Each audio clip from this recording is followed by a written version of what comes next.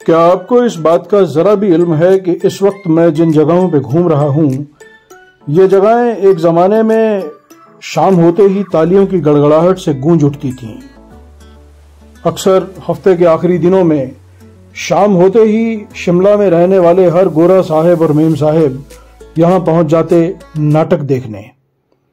फिर जाम छलकते, खूब बातें होती और फिर लोग खाना खाकर घने जंगलों में बने हुए अपने घरों की तरफ हो लेते। वो दौर गेटी थिएटर के बनने से बहुत पहले का दौर था।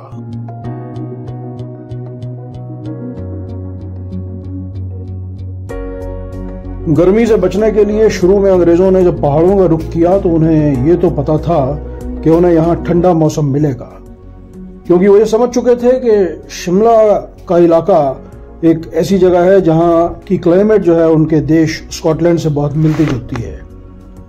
मगर वो ये नहीं जानते थे कि यहां इस ठंडक के अलावा और कुछ भी चाहिए, और जो भी चाहिए होगा वो उन्हें अपने साथ ही लाना पड़ेगा। कपड़े, जूते, बर्तन, राशन, फर्नीचर और बाकी सभी कुछ के अलावा एक और चीज जिसकी जरूरत उन्हें हमेशा रही, वो था एंटरटेनमेंट।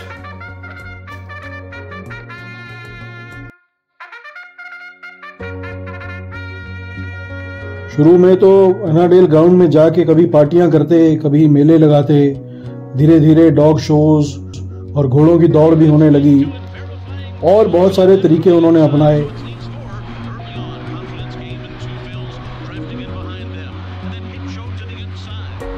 उस जमाने में ही इंग्लैंड में थिएटर कंपनीज को मैनेज करने के लिए कुछ एजेंसीज बन चुकी थीं, और उन एजेंसीज को लगता था कि क्योंकि हिंदुस्तान में एक बड़ी संख्या में अंग्रेज और यूरोपियन आ चुके हैं, तो इसलिए ड्रामा कंपनीज को हिंदुस्तान जाना चाहिए।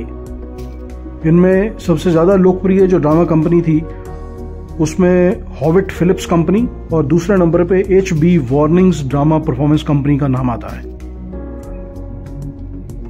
आपको मैं बताऊं कि शुरू में तो बहुत परेशानियां आती थी ड्रामा कंपनीज को मैनेज करने के लिए, और उन लोगों को ये परेशानी थी कि शिमला में कोई अच्छा ऑडिटोरियम नहीं था, कोई प्रॉपर जगह नहीं थी जहां जाके वो लोग अपनी परफॉर्मेंसेस दे सकते।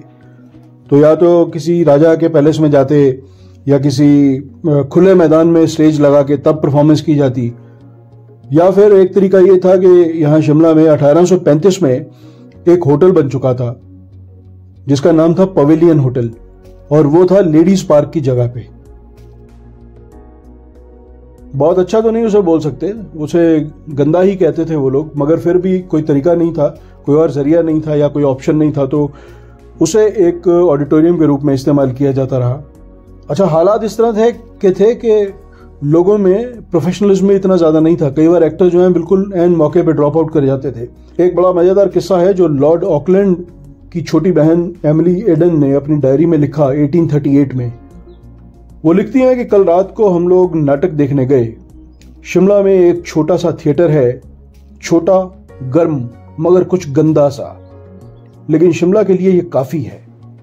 कैप्टन एन ने 6 नाटक रखे हैं और उनका मकसद आगरा के कुछ गरीब लोगों के लिए धन इकट्ठा करना है, मगर कल का नाटक हो नहीं सका क्योंकि कुछ कलाकारों ने सहयोग नहीं किया। एक शराब पी के लुढ़क गया और दूसरा, जो कि एक महिला का रोल करने वाला था, उसने अपनी मूछें कटवाने से मना कर दिया और फिर वो नाटक छोड़ के शिकार पे निकल गया, नॉर्थ की तरफ, ऊंचे पहाड़ों की तरफ। होटल पवेलियन के अलावा और भी कई जगहों पे नाटक होते थे। उनमें सबसे ऊपर नाम आता है स्नोडन का। स्नोडन हॉस्पिटल तो आजादी के बाद बनाया गया, मगर उससे पहले वो कमांडर इन चीफ का ऑफिशियल रेजिडेंस था।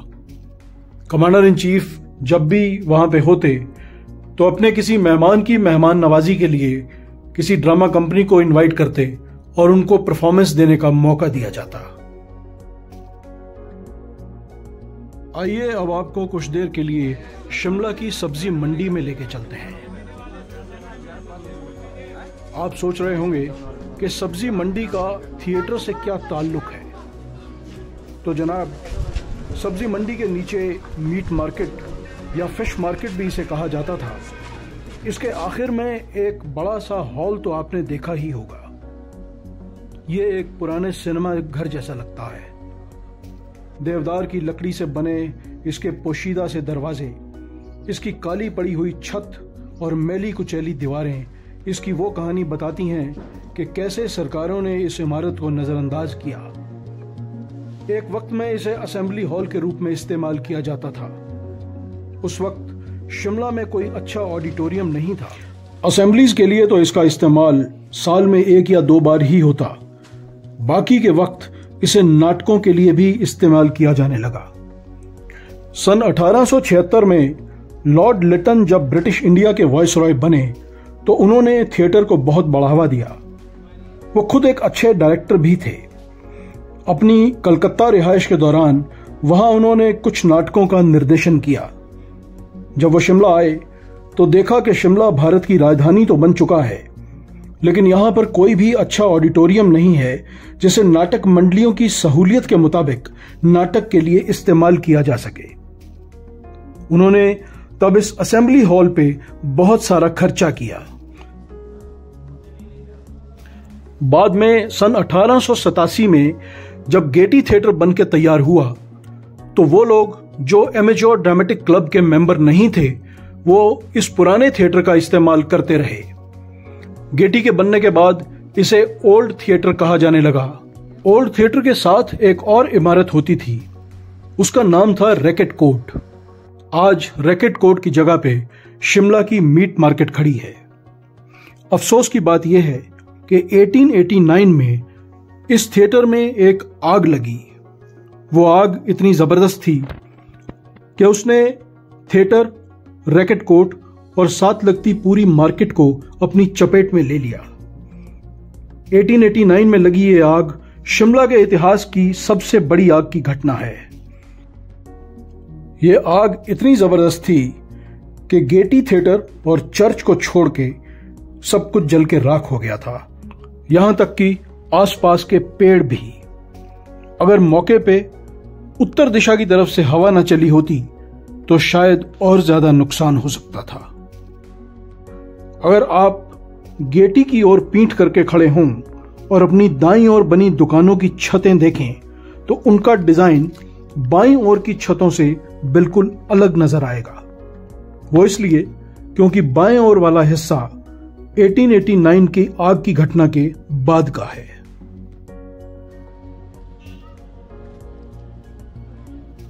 खैर, एमेच्योर ड्रामेटिक क्लब अब एक रजिस्टर्ड क्लब बन चुका था। गेटी अपनी पूरी बुलंदियों पे था। दूर दूर से ड्रामा कंपनीज आती और यहां पे परफॉर्म करती। शिमला में एंटरटेनमेंट का एक नया दौर शुरू हो चुका था। गेटी थिएटर के बारे में हम बात करेंगे अपने अगले वीडियो में। तब तक के लिए इजाजत दीजिए। नमस्कार।